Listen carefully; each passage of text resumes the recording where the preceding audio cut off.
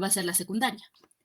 Durante la gestación, esta va a adquirir una mayor importancia porque hay algún riesgo de infección transplacentaria al feto, la cual puede tener algunos resultados adversos que pueden ser la muerte perinatal, un parto prematuro, un bajo peso al nacer, anomalías congénitas y sífilis activa en los neonatos. Esta va a ser esta transmisión durante el periodo en el periodo de lactancia, pues materna es infrecuente, excepto en aquellos casos en que existen lesiones infecciosas en la mama. En este caso, si no hay algunas pruebas de detección y tratamiento, se ha encontrado que casi el 70% de las mujeres que estén infectadas van a tener un resultado adverso en el embarazo. Siguiente, por favor. Ok. Con la infección sifilítica vamos a ver que en este caso la placenta se va a volver grande y pálida. Se puede observar a través de los microscopios las vellosidades, que estas van a perder su absorción característica y se van a volver más gruesas y golpeadas. Estas vellosidades se han descrito en más del 60% de las placentas sifilíticas.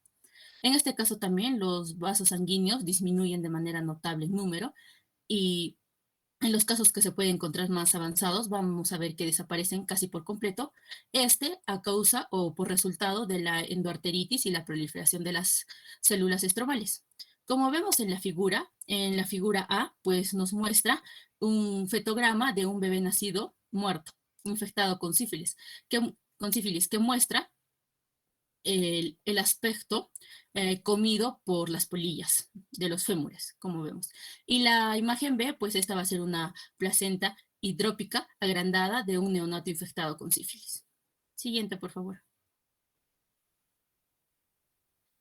Ok, respecto a la epidemiología, la sífilis gestacional y congénita vamos a ver que es considerada un problema de salud pública por su gravedad y representa una falla en el caso del sistema de salud.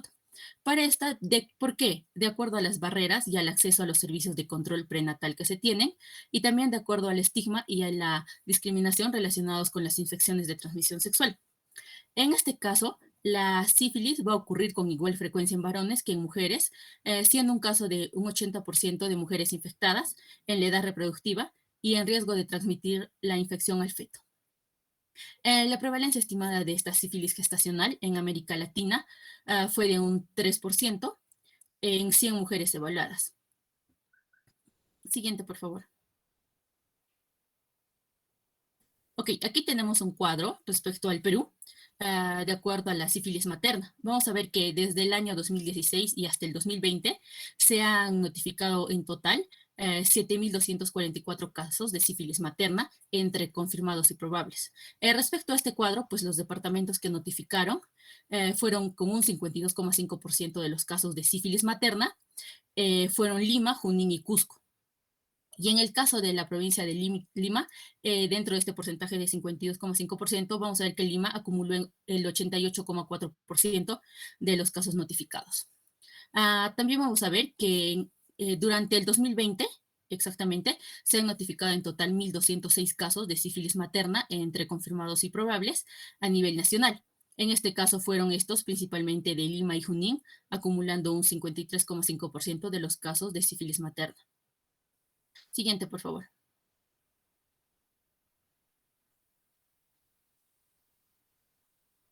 Ok, en este siguiente cuadro, pues vamos a hablar sobre la sífilis congénita.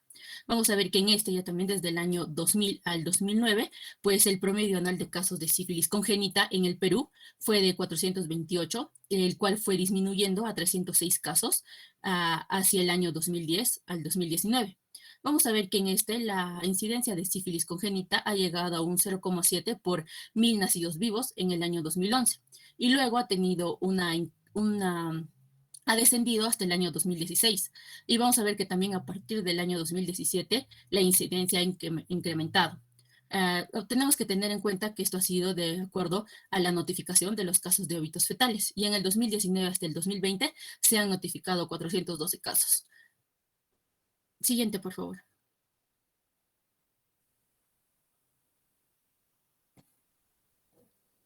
Ok, acá vamos a tener la clasificación de la sífilis. Tenemos la sífilis temprana, la sífilis tardía y la neurosífilis. Dentro de la sífilis temprana, pues vamos a poder encontrar la sífilis primaria, la secundaria y la latente. y la latente temprana. Y dentro de la sífilis tardía, pues la sífilis terciaria, la latente tardía y la latente intermedia. Encontrando dentro de la sífilis terciaria, pues la cardiovascular y la enfermedad gomatosa. Siguiente, por favor. Respecto a las manifestaciones clínicas, en la madre, pues vamos a encontrar que dentro de la sífilis primaria, pues esta se puede diagnosticar por su chancro, que va a ser característico, que se va a desarrollar en el sitio de la inoculación. Vamos a ver que esta es una lesión solitaria, indolora, y por lo general va a tener un borde elevado y firme y una base ulcerada, que va a ser suave y roja y sin pus. Vamos a ver que esta se puede desarrollar linfadenopatía no supurativa. En este caso, un chancro por lo general se puede resolver de manera espontánea en 2 o 3 semanas, e incluso si no se trata. Respecto a la sífilis secundaria, pues esta va a derivar de la diseminación de espiroquetas para afectar múltiples sistemas de órganos. En esta, las manifestaciones que se pueden encontrar, vamos a ver que estas se van a desarrollar de 4 a 10 semanas después de la aparición del chancro, y estas van a incluir anomalías dermatológicas en hasta un 90% de las mujeres. En esta vamos a poder observar una erupción macular difusa, lesiones de tipo diana plantares y palmares, alopecia en parches y parches mucosos. Hablando sobre la sífilis latente, pues esta se va a desarrollar cuando la sífilis primaria o secundaria no va a ser tratada, pero las manifestaciones clínicas en esta se pueden resolver. Vamos a ver que en su lugar, en esta sífilis latente temprana, vamos a ver que es una enfermedad subclínica que va a ser adquirida en los 12 meses anteriores. Respecto a la sífilis terciaria, esta enfermedad que progresa latentemente va a poder afectar a cualquier sistema u órgano, pero esta es rara vez se observa en mujeres en edad reproductiva. Siguiente, por favor. Hablando sobre la sífilis cardiovascular, pues vamos a ver las lesiones patológicas subyacentes son en la endoarteritis obliterante, que va a afectar a la vasa vasorum, principalmente de la aorta, y que va a provocar una necrosis de la capa media, destruyendo el tejido elástico. Y si hablamos sobre la enfermedad gomatosa, pues vamos a ver que esta es una lesión granulomatosa, no va a ser específica, se produce principalmente en la sífilis tardía, es indolora y se puede desarrollar también en cualquier órgano, pero este es más frecuente en el sistema óseo, la piel y las mucosas. Sobre la neurosífilis, pues este es una superposición de alteraciones meningiovasculares que van a ser parenquimatosas. En este, las alteraciones pueden ser las más frecuentes, son las oculares, y destacan que se encuentra una pupila pequeña e irregular. Siguiente, por favor.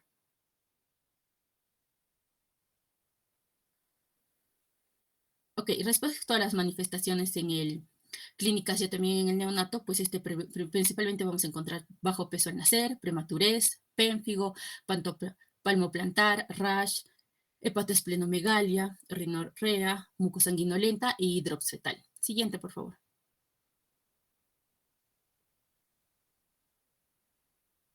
Aquí tenemos un cuadro más específico sobre estas manifestaciones clínicas de acuerdo a la sífilis congénita temprana antes de los 2 años de vida en el neonato y la sífilis congénita tardía después de los 2 años de edad en el neonato. Como podemos encontrar en el primero, la prematurez, la neumonitis, linfadenopatía generalizada, manifestaciones mucocutáneas, y en el siguiente, pues después de los 2 años de edad, pues en este queratitis intersticial, nariz sencilla de montar, lesiones del sistema nervioso central, entre otros. Siguiente, por favor.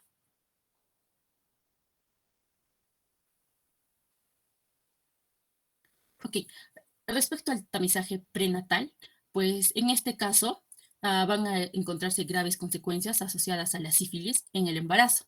Estas pueden eliminarse completamente por un tamizaje precoz que tiene que ser realizado en la etapa prenatal y en forma universal para todos, para que se realice un tratamiento oportuno.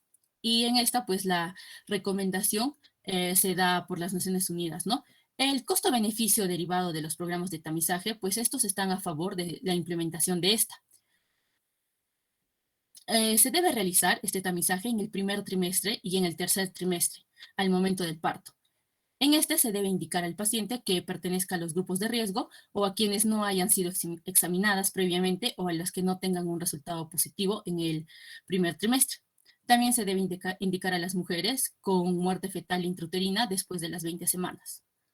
En este caso, los resultados positivos deben ser interpretados como una infección activa, a menos que en este caso la paciente haya sido previamente diagnosticada y tratada de sífilis. Siguiente, por favor.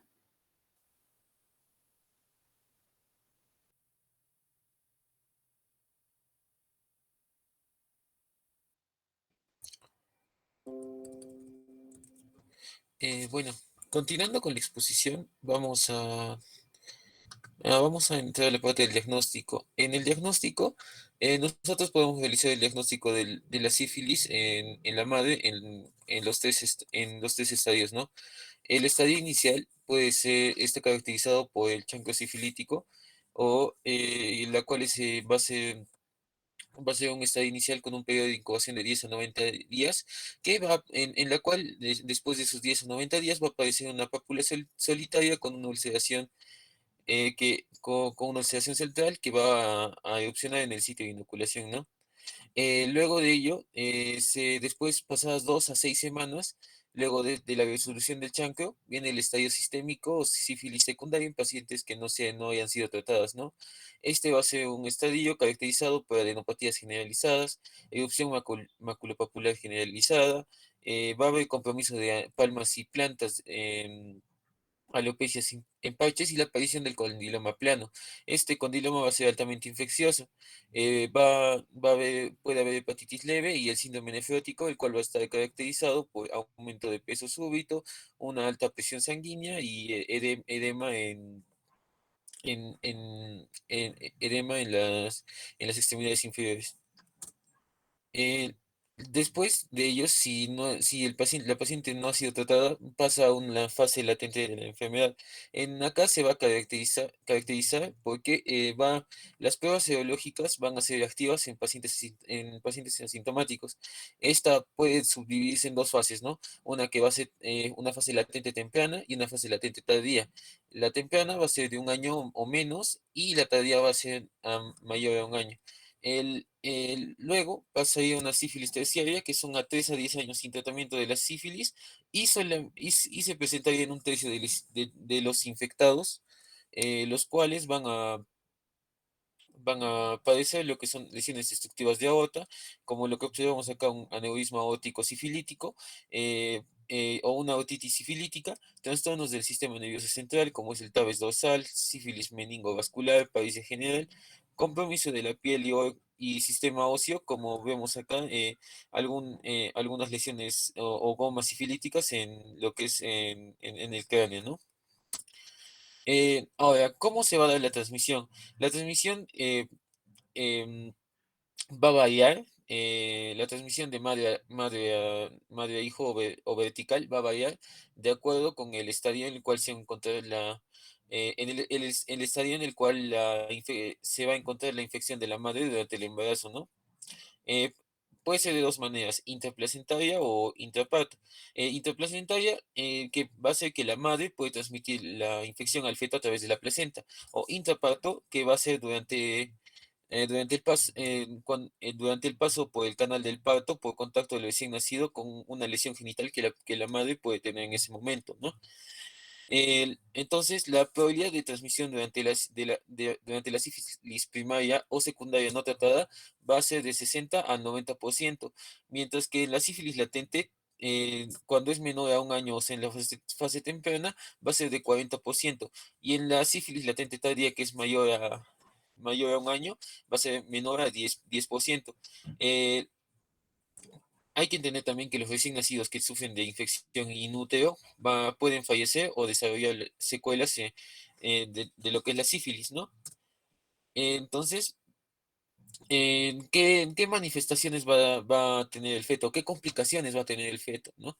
La sífilis fetal grave se va a producir por una invasión masiva del treponema a los sistemas linfático y venoso, del cordón umbilical. Esto va a producir una serie de filomas que que se van a esparcir a nivel de las vísceras y van a afectar los siguientes órganos que especialmente el hígado, el vaso, el pulmón y pueden ocasionar habitualmente lo que es la muerte del feto y expulsión fetal con un aspecto maceado o edematoso, a lo que llamaríamos un hidrops fetal. Em, las manifestaciones en el feto pueden ser de dos maneras, pueden ser tempranas o pueden ser tardías. Tempranas si aparecen dentro de los 2 primeros años de vida. En esto van a comprometer la piel, vamos a ver un pérfido palmoplantar, sífilis maculopapulares, estas pueden ulcerarse o también lo que es la alopecia en parches. A nivel de mucosas puede haber una rinitis sifilítica, lesiones del tabique nasal. em, a nivel visceral, vamos a tener una hepatoesplenomegalia, como observamos en este bebé. Puede haber ictericia o puede haber también meningitis o lesiones óseas como la osteocondritis. Eh, Algunas manifestaciones tardías en el feto van a ser tienen una tirada clásica, ¿no? La cual son dientes de Hutchinson, queratitis y sordera. Esto se va a manifestar cerca de la pubertad del niño. Entonces, ¿cómo nosotros vamos a detectar la sífilis, ¿no? Apoyado con el diagnóstico clínico en la madre, nosotros podemos indicar lo que son las pruebas serológicas toponímicas y no toponímicas. Las no toponímicas, que van a incluir a la BDRL y a la EBPB, que es reagina rápida en plasma, que van a ser reactivas 4 a 8 semanas después de adquirida la infección. Estas van a tener una alta sensibilidad para el diagnóstico de la sífilis.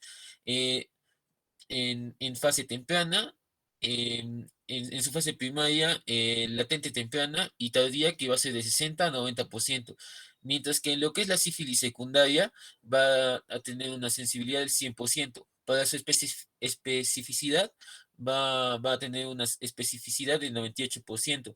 Lo malo es que van a existir falsos positivos alrededor del 1% y la población que se encuentra más frecuente a estos falsos positivos son ancianos, embarazadas, drogadictos y quienes padezcan enfermedades neoplásicas, autoinmunes o infecciosas.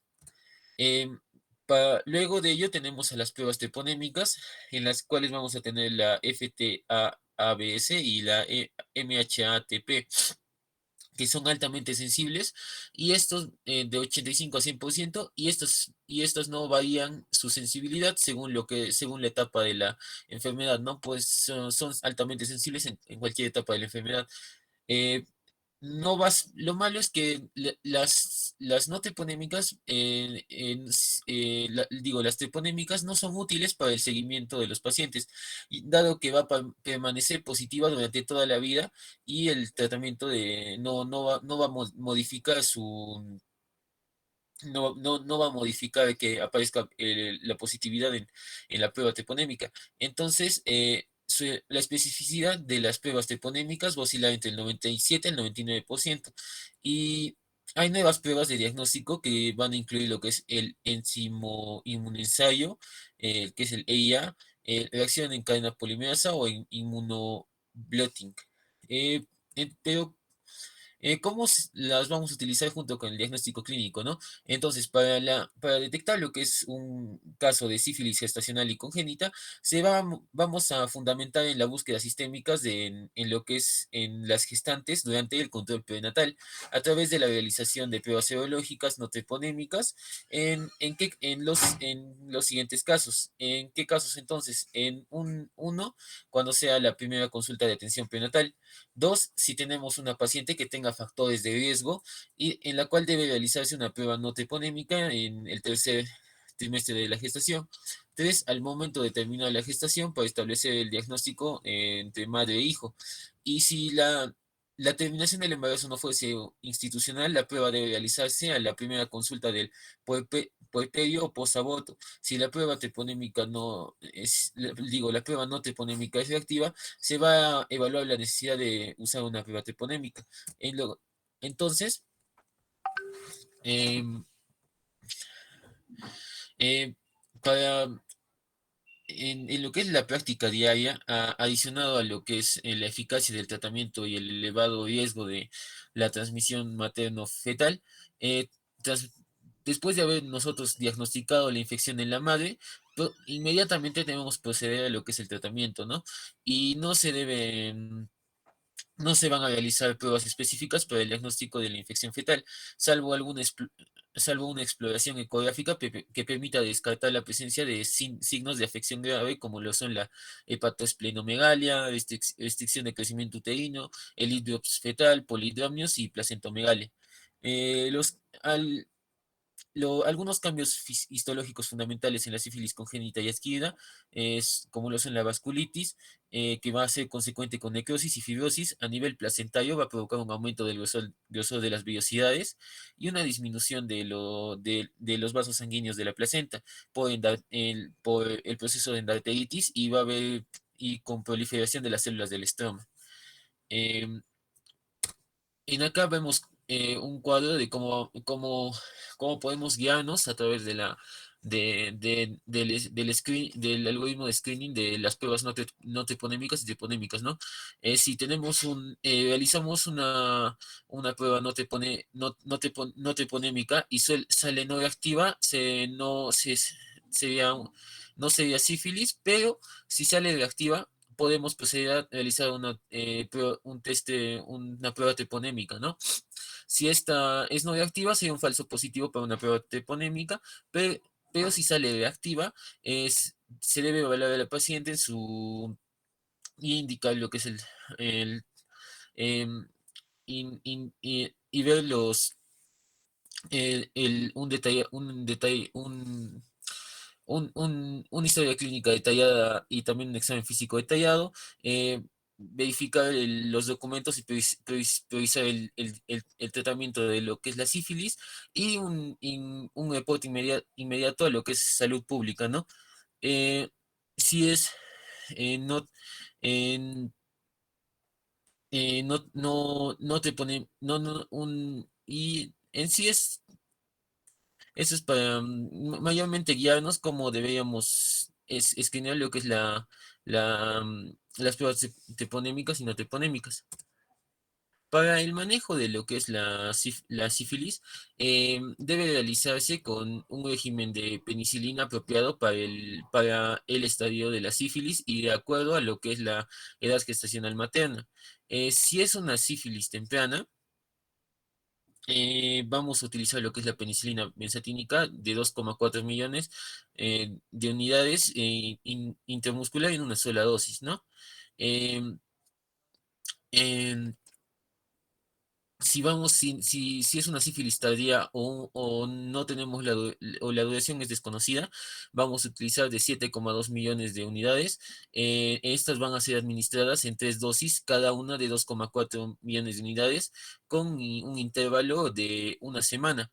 En cambio, sea una neurosífilis, vamos a utilizar lo que es penicilina cristalina de 18 a 24 millones de unidades por día, administradas de 3 a 4 millones de unidades intravenosa cada 4 horas o en infusión continua durante 10 a 14 días. Algunas reacciones adversas en lo que es la administración de la penicilina es la reacción de Harris-Herxheimer, que va a ser un cuadro febril agudo que está asociado a cefaleas, mialgias y se presenta dentro de las primeras 24 horas luego del inicio del tratamiento. Este es un producto de la liberación de las lipoproteínas del topónimo pallidum y esta reacción puede desencadenar trabajo de parto pretérmino o ser causa de distrés fetal. Eh, También hay que tener en cuenta los pacientes que tengan hipersensibilidad a lo que es las penicilinas. Las pacientes con riesgo de reacción alérgica aguda pueden ser identificadas mediante la prueba cutánea y si la prueba es positiva deben ser sometidas a desensibilización oral o intravenosa. Las pacientes tienen que ser desensibilizadas a lo que es la penicilina debido a que la penicilina gemcitabínica es el único o es el tratamiento más útil y el mejor para poder tratar lo que es la sífilis, ¿no? Y para nosotros poder continuar el seguimiento y la prevención, em, para evaluar lo que es la efectividad del tratamiento y la prevención de la infección intrauterina, vamos a recomendar el seguimiento mensual de los títulos serológicos, ¿no? ¿Con qué? Con los test no treponémicos en lo que es la sífilis primaria y secundaria, que van a declinar 4 veces después de 3 a 6 meses y 8 veces después de los 12 meses. O sea, del título que tenía al momento del diagnóstico, tiene que bajar 4 veces a los 3 o 6 meses y 8 veces después de los 12 meses para decir que estamos teniendo un adecuado tratamiento o respuesta al tratamiento, ¿no? En caso sea una infección latente temprana, una disminución de 4 veces en los títulos que va a ocurrir después de los 12 meses. Entonces, ¿cómo vamos a catalogar una respuesta al tratamiento? Con la disminución de 4 veces los títulos de anticuerpos no treponémicos para pacientes tratadas por sífilis primaria o que la paciente esté estable y disminución de títulos no treponémicos en menos o igual a uno de un cuarto para otros pacientes, ¿no? Las mujeres embarazadas con test serológicos reactivos para lo que es la sífilis deben ser aconsejadas e informadas sobre la posibilidad de tener oculta una infección por otro agente sexualmente transmitido, ¿no? En este caso, la importancia se da a la coinfección con lo que es el VIH. Para ella se recomienda un curso largo de tratamiento de 3 semanas. Y eso sería todo. Muchas gracias.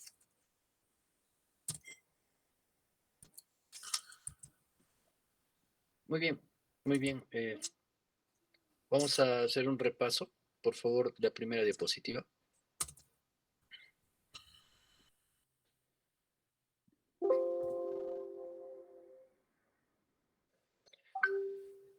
Sífilis es una infección, una enfermedad, vale decir, sí, antigua, provocada por una bacteria que es una espiroqueta y por qué recibe el nombre por su forma, ¿no? Como ustedes pueden ver en la primera imagen, es una bacteria que se transmite, en este caso, que una de sus vías es la de transmisión sexual y pues la otra es hematógena por el caso de la transmisión vertical.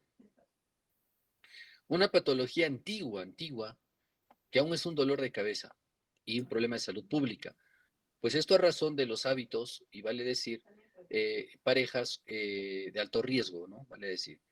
Y aún el problema en nuestros adolescentes y en lo que es la educación de salud sexual reproductiva, pues que aún se descuida, ¿no? Que aún se descuida y pues que tiene efectos deleterios con el producto, básicamente con el feto. Sí, eso es lo que hay que tener mucho cuidado. Ahora, en cuanto a Lues, que también se la conoce como tal, sífilis o Lues, que lo ideal sería que lo llamen como tal, para evitar herir susceptibilidades en cuanto al paciente manejado con esta patología.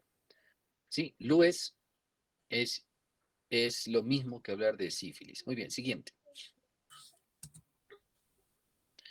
La sífilis congénita, a diferencia del resto de patologías, como hablábamos de toxoplasma, básicamente, y donde existía el mayor riesgo de transmisión, pues en sífilis no respetamos o no respeta tanto el hecho de que si este feto ha sido afectado dentro del primer, segundo o tercer trimestre. Sabemos de que si afectado en el primer trimestre, los efectos son deleterios. Sabemos que la diseminación, hay un micro prendido, por favor, a ver si revisan. Nos vemos de que en este caso, muy bien, hay un micro prendido, ya, ahora sí. Entonces, decía de que los efectos en el feto Pues en el primer trimestre, muchas veces, estos embarazos no van a ser progresivos, no van a ser viables, van a terminar en abortos. Y esto a razón de que esta bacteria pues se disemina por vía linfática rapidísimo. Y cuando el producto va creciendo, desarrollando, pues el efecto no lo hace directamente al inicio al producto, sino a nivel trofoblástico. Hemos visto que las velocidades coriales disminuyen. Y en pocas palabras, si estas velocidades coriales no van creciendo, no van desarrollando, no van penetrando a nivel endometrial, no tienen cómo sacar sustrato para poder facilitar este sustrato al producto y este vaya desarrollando. El otro problema es que cuando ya el treponema ya afecta a nuestro feto, pues como tiene liberación, o vale decir diseminación linfática y también hematógena, pues el sistema retículo endotelial es el primero en dañarse. Doctor, y si el sistema reticular endotelial está dañado, pues nuestro sistema de selección, renovación y control de nuestros eritrocitos está alterado. Si ustedes recuerdan, en el sistema retículo endotelial, la función principal era la siguiente: imagínense una esponja, que ustedes son una esponja, al echar, se me ocurre agua, toda esta agua discurre a través de la esponja, pero si yo echo un refresco de chicha morada, se me ocurre, todo el refresco va a pasar a través de esta esponja, pero más los restos del refresco, azúcar, del maíz morado van a quedar en la esponja. ¿Por qué digo este ejemplo? Pasa que el sistema retículo endotelial selecciona a los glóbulos rojos, ¿sí? Y los que ya no estén aptos, por decirlo así, porque estos cuando envejecen, la pared del glóbulo rojo ya se va deformando, o algunos crecen, aumentan de tamaño, el volumen corpuscular medio incrementa y el sistema retículo endotelial destruye estos glóbulos rojos. Pero cuando existe hepatoesplenomegalia, existe un gran desorden acá. Y es donde también la sífilis está muy relacionada con cuadros hemolíticos. Por eso es que hablamos de incluso de hidrops fetal, que el hidrops fetal no es más que el resultado de un proceso hemolítico agudo. Y es por eso que también produce abortos esta patología. ¿Sí? Muy bien. Eso es lo que tienen que saber. Por eso es que habla acá que también nos puede llevar a cuadros de prematurez por envejecimiento placentario, sí, o senescencia placentaria, bajo peso al nacer por insuficiencia uteroplacentaria, muerte fetal intrauterina muchas veces tempranas por lo que acabo de hablar, y hasta muerte neonatal, o sea, hablamos de un recién nacido con una afectación múltiple que pues llegó a nacer, pero con las afecciones o condicionado por las afecciones que hubo, no solamente a nivel del sistema reticular endotelial, puede ser a cualquier nivel, incluso cardíacos, porque recuerden, como bien lo hace este gráfico, esta bacteria va por todos lados, por toda la economía. Muy bien, siguiente. Muy bien, mostraron ahí la imagen del caso de una placenta, vale decir, con un hidrops de tejido trofoblástico. Sí, y también en este caso el problema que se puede dar hasta nivel óseo, ¿no? A ese nivel a nivel óseo en el feto. Muy bien, siguiente imagen.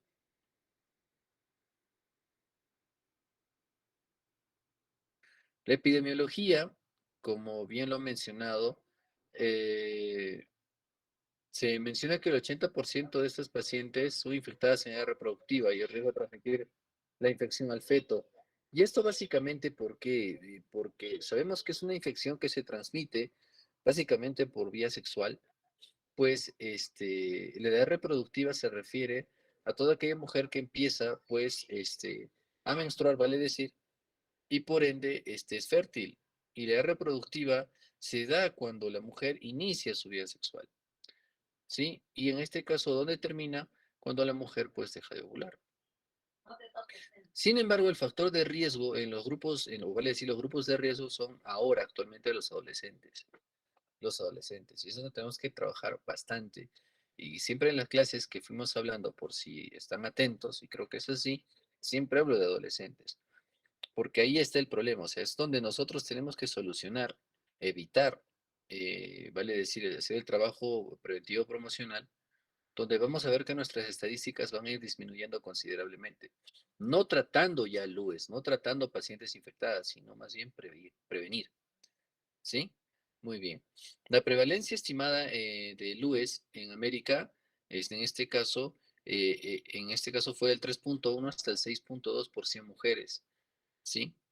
Pero aquí también existe un subdiagnóstico. Vamos a hablar en Perú. Esto a razón de que los controles prenatales, en lo que es las pruebas y control y diagnóstico del UES, pues no son realizados en algunos establecimientos, ya que la captación de la paciente muchas veces en trabajo de periferia se tiene conocimiento de la paciente, pero no les hacen las pruebas rápidas. Y es por esto de que esas pruebas rápidas, que antes decían no tenemos medio de diagnóstico de laboratorio, se cuenta en todos los establecimientos. Y ahora ven que cuando hablamos, lo importante es hacer un diagnóstico en el inicio del embarazo, en el diagnóstico por lo menos hacia la mitad hacia la mitad del embarazo, 20 semanas, y hacia el término del embarazo. Porque tú no sabes si esta paciente pues se infecta durante el embarazo, en inicio del embarazo o antes del embarazo. Y en este caso también nosotros podemos contaminarnos fácilmente.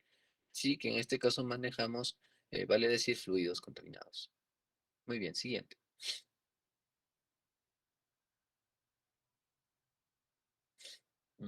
Ya muy bien.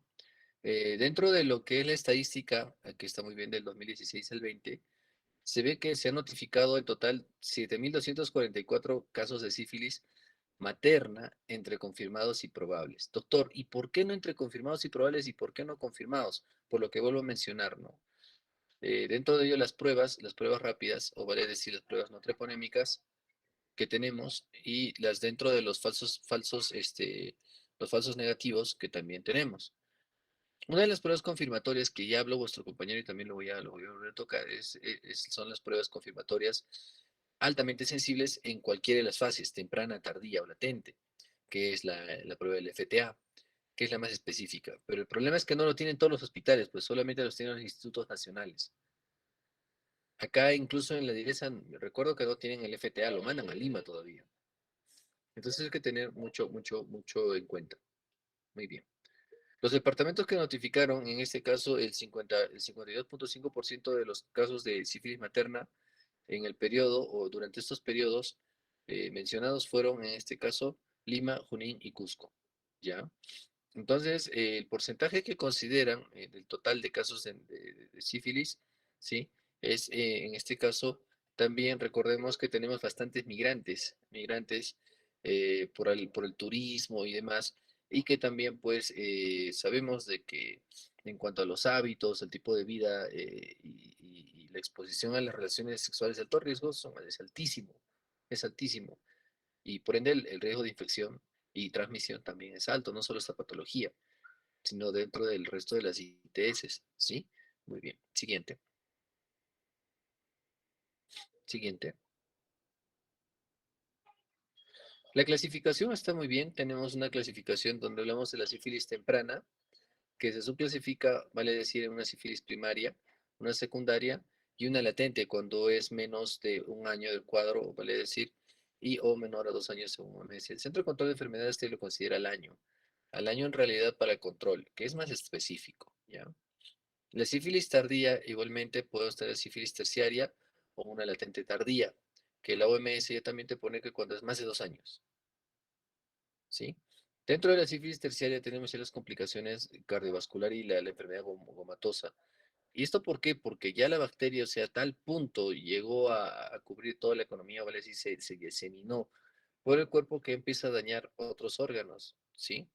Recuerden que el proceso inflamatorio reactante, o vale decir que desencadena la presencia de la espiroqueta, termina provocando una reacción inmunológica propia hacia el tejido, ¿sí? Por eso es que pasa ello, algo similar al estafilococo del grupo A, que tiene una proteína similar a la cual tiene que liquidar, en este caso, el sistema inmunológico, pues genera proteínas similares en ciertos tejidos que el sistema inmunológico reacciona contra estos. Y posteriormente, más tarde, la neurosífilis. Siguiente.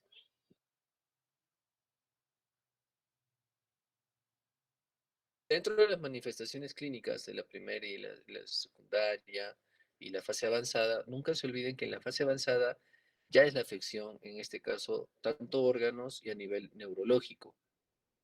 Y en una primaria, donde todos caen en los exámenes, es la pregunta típica, ¿no? lesión genital de tipo dolorosa y la no dolorosa, ¿no? Y donde te dicen que en este caso el chancro duro y el chancro blando. El chancro duro está provocado en este caso por la espiroqueta, por el Treponema pallidum, ¿no? La bacteria que es responsable de Lues. Y el chancro blando está provocado por el Haemophilus ducreyi, que en este caso es una lesión igual ulcerativa genital, pero que en este caso sí es dolorosa, no como en este caso el chancro duro, que es provocado por este, el Treponema pallidum, sífilis. ¿Ya? Es lo que tienen que tener cuidado. Muy bien, siguiente. Sí, siguiente. Muy bien. Las manifestaciones clínicas en el neonato, si pues lamentablemente pasa desapercibido el cuadro, no se realizan las pruebas diagnósticas en el embarazo, pues las consecuencias son visibles y lo más triste es que pues este neonato ya viene condicionado a problemas.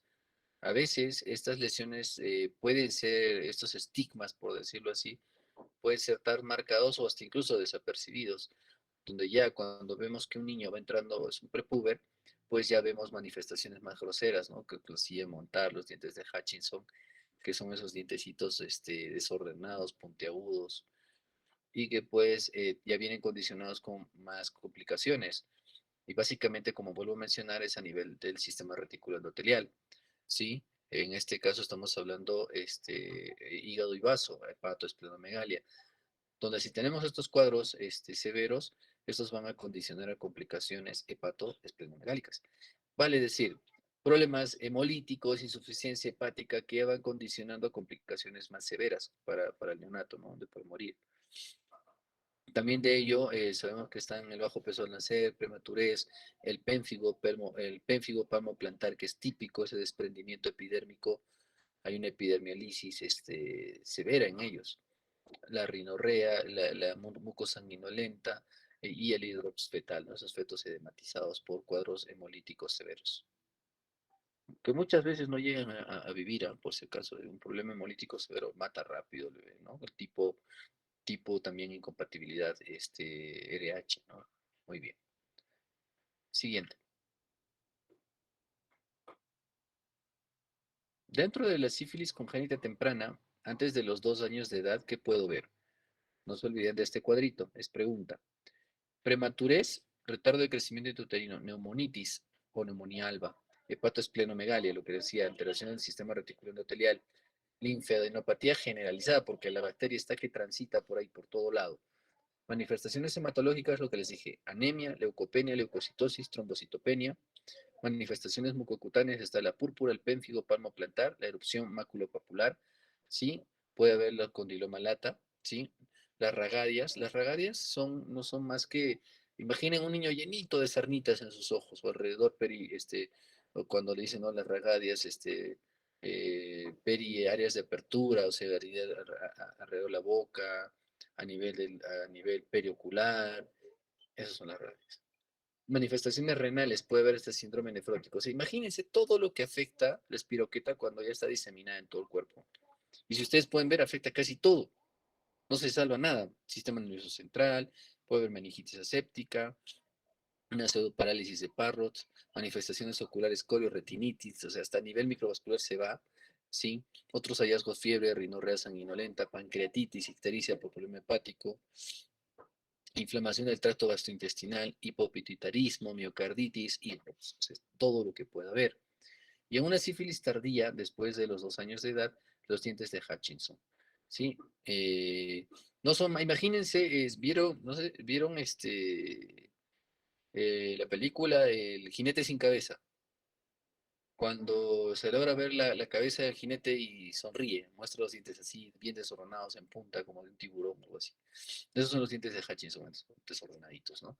Y eso es básicamente, no es que los dientes se me formaron de todo, sino el problema óseo, como mostró vuestra compañera al inicio, del compromiso óseo o alteración al desarrollo óseo, porque los dientes son huesos, valen decir, estos alteran su crecimiento, alteran en este caso su desarrollo.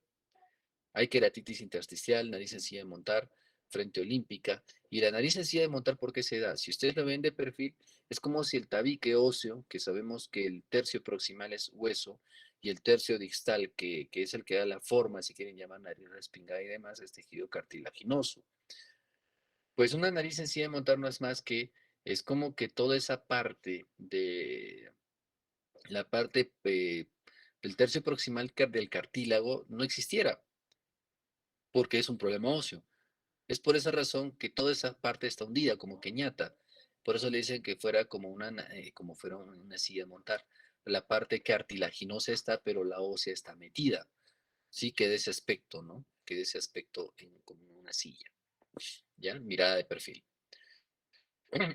Lesiones del sistema nervioso central, el retardo mental, la hidrocefalia, las convulsiones por convulsión neurológica, vale decir, incluso hasta parénquima cerebral, sordera, ceguera, lesiones osteoarticulares, articulaciones de Cluton, tibia en sable, los gomas óseos, las escápulas en forma de campana, ¿sí? El paladar alto, mandíbula protuberante, sí, en este caso podría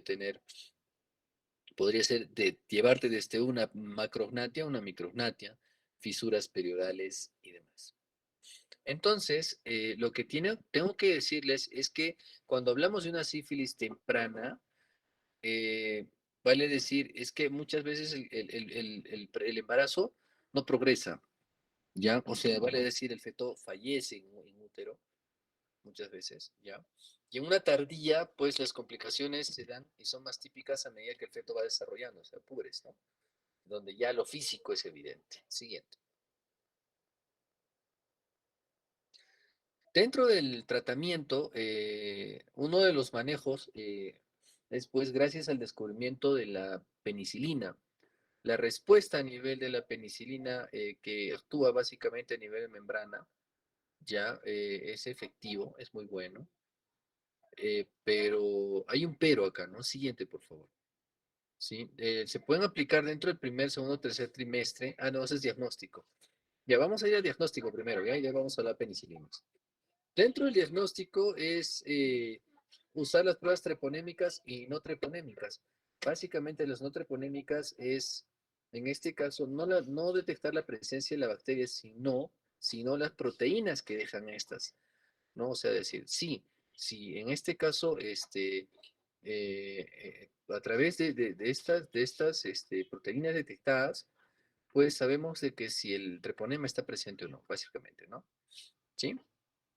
Entonces, dentro de ellas está el RPR y el BDRL, que son pruebas rápidas, que también se pueden medir en títulos, ¿ya? En títulos. Y esto no se olviden, los títulos, cuando vienen del laboratorio, muchas veces no saben interpretar. Cuando el título en una prueba no treponémica, el título está en 1 en 8, ¿ya? 1 de 8, estamos hablando de un problema, en este caso una sífilis activa, ¿ya? Cuando el título es de 1 en 8. Si, digamos, tú pides un BDRL y no lo pides en prueba rápida, si no lo pides, en este caso, por decir una prueba cuantitativa, no cualitativa, ya el título en 1 en 8 es una sífilis activa. Un título, en este caso, de 1 en 4 es una sífilis latente. ¿Sí? Muy bien. Eso hay que tener cuidado. Incluso los falsos positivos, hay que tener cuidado que cuando te salen títulos de 1 en 4, hay que repetir, ¿ya? Hay que repetir. Porque estos títulos de 1 en 4 muchas veces, te pueden dar sospecha, o sea, no es confirmatorio, ¿ya? ¿Sí? Y cuando estás en la disminución, cuando no es reactivo, o sea, cuando ya el tratamiento es exitoso, cuando ves que las diluciones, por decir, ¿no? De 1 en 16 pueden bajar de menos de 1 a 4. ¿Sí? Muy bien. Entonces, lo ideal es que tus títulos estén menos de 1 en 8. ¿Sí? 1 en 8.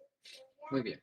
Entonces, y las pruebas, esas son las pruebas rápidas, las pruebas de diagnóstico, que pueden ser de modo cualitativo o cuantitativo. Lo cualitativo tenemos las pruebas rápidas y lo cuantitativo en diluciones. ¿Sí? Muy bien. En sangre, todas en sangre. Dentro de lo que es las pruebas altamente fiables, sensibles, en cualquiera de las fases de sífilis, está la prueba del FTA. Es la más usada. ¿Ya? La siguiente, por favor. ¿Sí? Sí, muy bien. Siguiente. Siguiente. Muy bien, retroceda mejor, retroceda. Retroceda. Esta partecita es interesante, que es importante mencionarles. La transmisión intraplacentaria de madre a feto puede transmitirle, ¿no es cierto?, la infección a través del feto placenta. Sabemos que también intraparto. Doctor, pero intraparto es casi frecuente, sí. ¿Por qué? Porque recuerden que la vagina, al ceder, en este caso, los tejidos para el parto en sí, pues genera microabrasiones, ¿no? Siempre hay lesiones, hay desgarros. Y pues el feto entra en contacto directo con mucosa ocular, mucosa nasal y oral, incluso. Sí, pero la probabilidad de transmisión durante la sífilis primaria o secundaria no tratada, sí, mucho cuidado, es alta, del 60-90%. Por esta razón, incluso muchos se confían y dicen, doctor, la prueba de sífilis es negativo. ¿Sí? ¿Cuándo le hicieron, doctor? A sus 8 semanitas de embarazo. ¿Y cuántas tiene? 38. ¿Le pidió el segundo en la mitad del embarazo? No, doctor. Y si no tiene, doctor, ni en la segunda mitad del embarazo, y ahora que estamos ante el parto, y hacemos una historia clínica y resulta que en la paciente es su tercer compromiso, se me ocurre, entonces hay que tener cuidado, porque nos podemos infectar, claro que sí. En la sífilis latente temprana es de 40% en este caso el riesgo, y en la sífilis latente tardía este ya va disminuyendo, ¿no? O menos el 10%. ¿Sí? Muy bien. Doctor, ¿y por qué disminuye? Porque si hablamos de una latente tardía, por decirlo así, si hablamos en laboratorio y demás, la afección es más materna, ¿sí? La afección es más materna, ¿sí? Más materna. Y en este caso, si es dentro del término del embarazo, si lograríamos definir el tiempo, pues el riesgo de infección o la exposición de la bacteria hacia el feto es como si podría explicarles en menor cuantía, donde no da el tiempo de que, en teoría, este germen tenga la capacidad o el tiempo suficiente para realmente infectar al producto. Siguiente.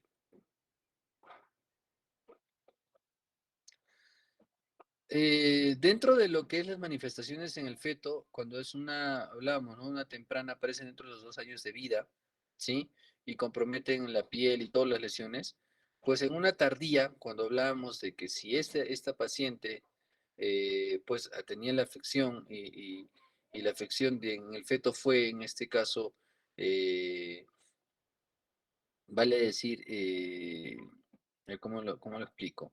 Cuando este bebé ya fue afectado al término del embarazo, por decirlo así, en el término, ya, pues puede manifestar, en este caso, ya las lesiones, no tanto orgánicas fetales, porque ya como quien dice lo agarró grande, ¿no? Ya lo agarró grande. Y entonces que afectemos a lo que faltaba crecer. Entonces, ¿qué falta que desarrolle este feto cuando ya salió? Los huesos, ¿sí? Que crezcan, desarrollen, por eso es que tiene los dientes de Hutchinson. Recordemos que el tejido retiniano, si todavía es inmaduro el tejido, entonces como termina de desarrollar, y como siempre decimos, que el sistema neurológico termina de desarrollar, por lo menos, o es el último en terminar de desarrollar en los niños, ¿cierto? En madurar, ¿sí? Muy bien. Siguiente. Ya hablamos de esto, ¿sí? Hablamos de las diluciones, muy bien. No se olviden.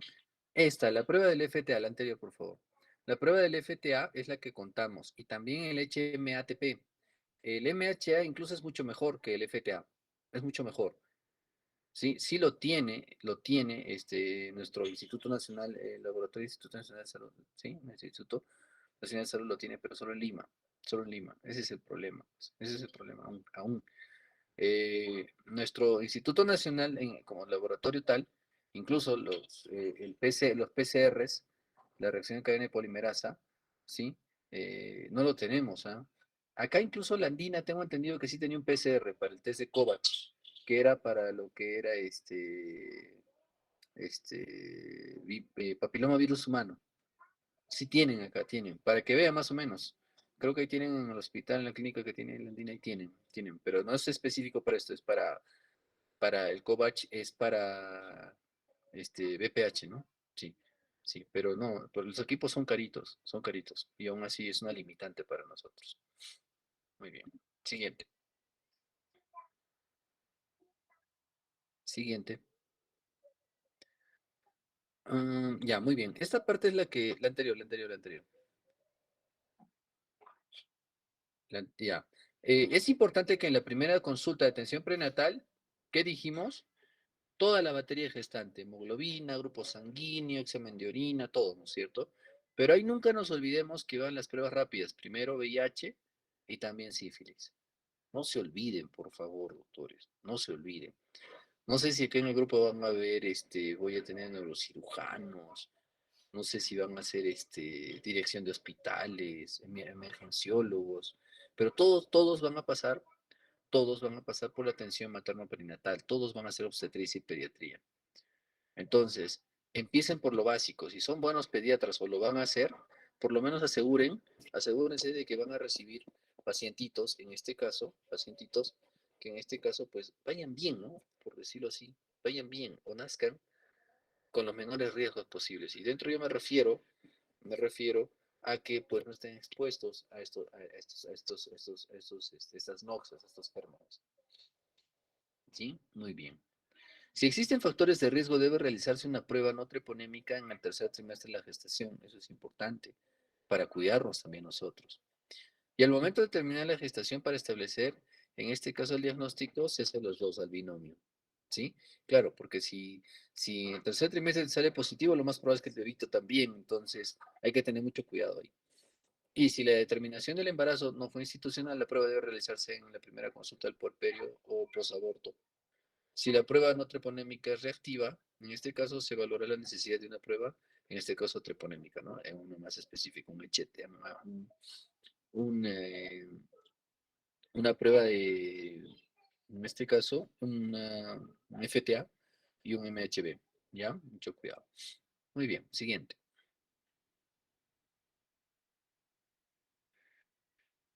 Muy bien, siguiente. Siguiente. Listo, acá.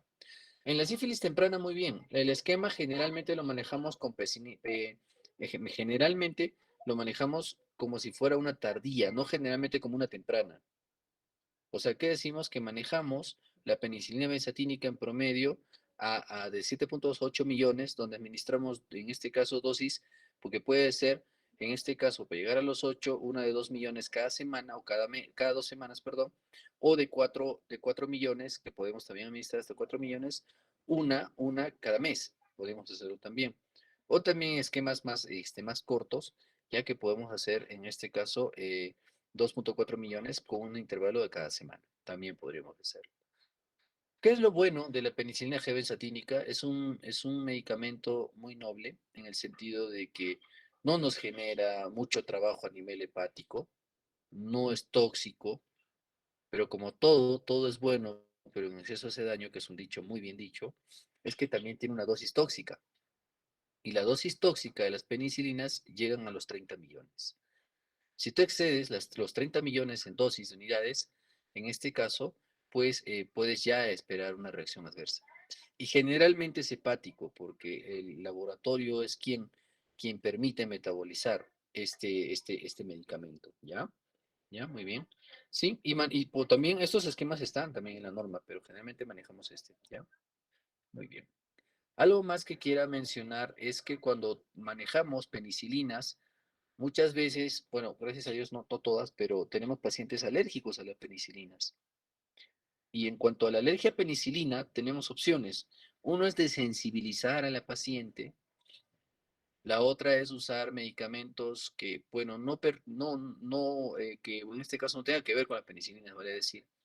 O en algunos casos usamos hasta cefalosporinas de tercera generación. Si ustedes ven en el, en la estructura, en la estructura del medicamento, la estructura química, tienen canales, este, eh, cargas de carbono que son similares, ¿sí? Sí, enlaces que son similares a las penicilinas. Por eso es que se dicen, es un primo hermano de las penicilinas y las cefalosporinas.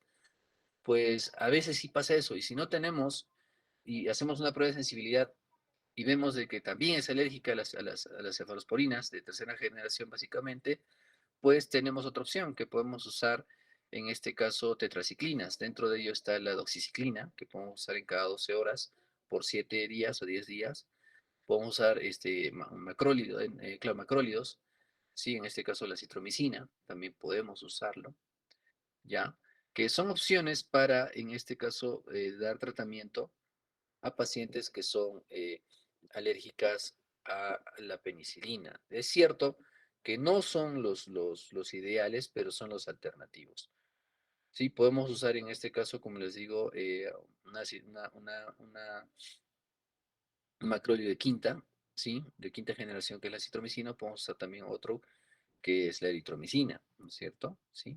Que generalmente damos a todo paciente que es alérgica a las penicilinas. También podríamos usar la ceftriaxona, como les mencioné, pero previamente evaluar si es sensible o no. Para mala suerte, a veces pues vemos de que todo paciente alérgico a las penicilinas muchas veces también hace reacciones a las cefalosporinas, porque como acabo de mencionar, su estructura química comparte algunos caracteres, básicamente en los canales y los enlaces con carbono. ¿Sí? Muy bien, siguiente. La reacción, en este caso de Harris-Hersheimer, ¿sí? Esta reacción es un rash generalizado, ¿sí? Que muchas veces se presenta una vez tratado a la administración del tratamiento, ¿no? ¿Sí? Que es producto es una toxemia, básicamente, la liberación de las lipoproteínas del treponema. ¿Se acuerdan que les dije que hay liberación de estas lipoproteínas y se basa en ello, ¿no? La detección de las pruebas no treponémicas, ¿sí? Sí, sí. Entonces, que puede ser también, puede desencadenar un trabajo de parto pretérmino o también ser causa de distrés respiratorio fetal. Sí, podría ser. Pero eh, en teoría les puedo mencionar que sí, ¿no? Ahí lo dice que es frecuente, pero en la práctica, soy honesto, no he visto en la clínica que haya hecho una reacción de un Hersheimer, ¿no? Como llamamos. Así es, doctores. Muy bien, siguiente.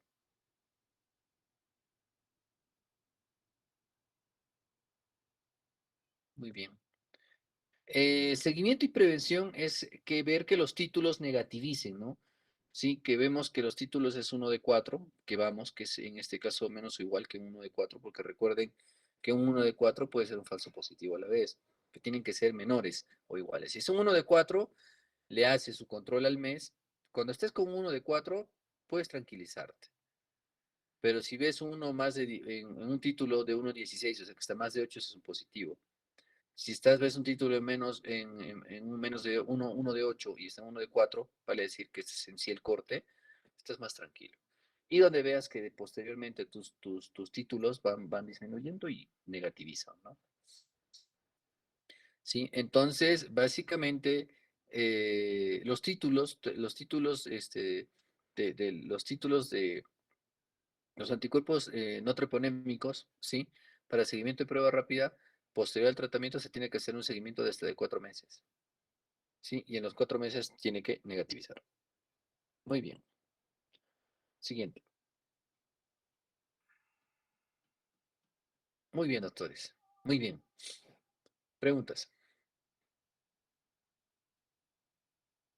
Aclarando, dentro del seguimiento debería negativizar hasta los 4 meses, pero hay pacientes que todavía persisten, ¿ah?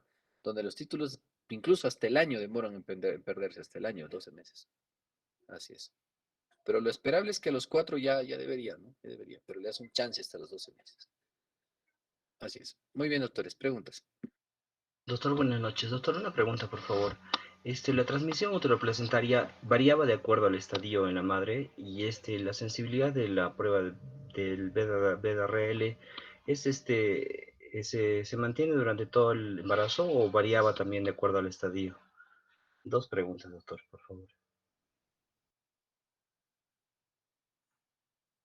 Lo que te entiendo es en qué momento se infecta, o sea, si es en el inicio del embarazo, si es en la mitad del embarazo, 20 semanas o término, ¿te refieres a ello? No, doctor, sino yo me refería a que la madre podría encontrarse en uno de los estadios, ¿no? En el estadio temprano o tardío y entonces la transmisión uteroplacentaria podría variar de acuerdo al estadio en el que se encuentre la madre. Claro, sí, pero recuerda que a veces es difícil poder si tenemos un inicio temprano o un latente, ¿me entiendes? O sea, si es en un temprano, ¿ya? En este caso, el riesgo de infección o afección, si hablamos de la segunda mitad del embarazo, te puede traer complicaciones a lo que ya hablaríamos de una sífilis tardía para el niño.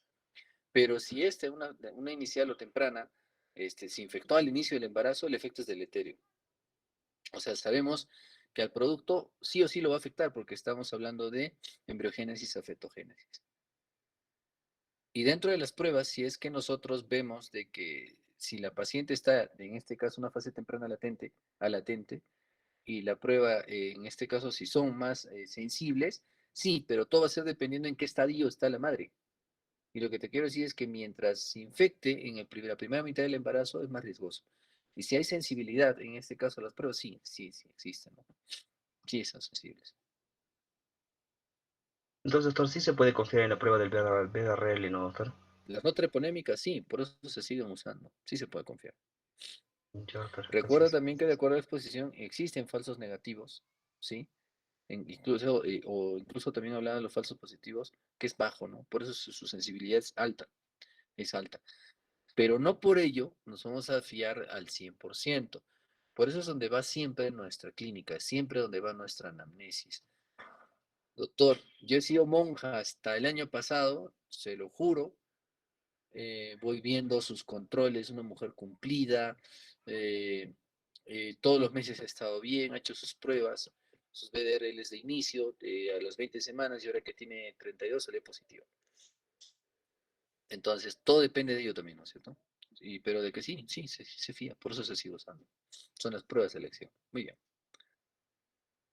Gracias, doctor.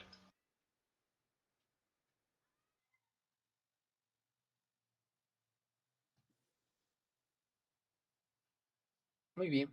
Entonces, agradecemos a los expositores del día de hoy. Por favor, si pudiera poner la primera diapositiva. Agradecemos esta noche a los doctores, a la doctora, al doctor David y a la doctora Carol. Sí, muy bien. Compartamos las diapositivas. Muy bien. Bueno, ya terminamos el día de hoy el temario. Sí, el día miércoles tenemos clases. El día miércoles voy a volver a exponer yo cesárea y voy a hacer un repaso así, donde toquemos los temas más importantes de este tercer aporte. ¿Sí? Los quiero frescos para el día miércoles a las 8:15 vamos a empezar. No, perdón, la clase es de 1 a 3, ¿no? Sí, los quiero frescos a la 1 para el repaso. Los espero. ¿Ya?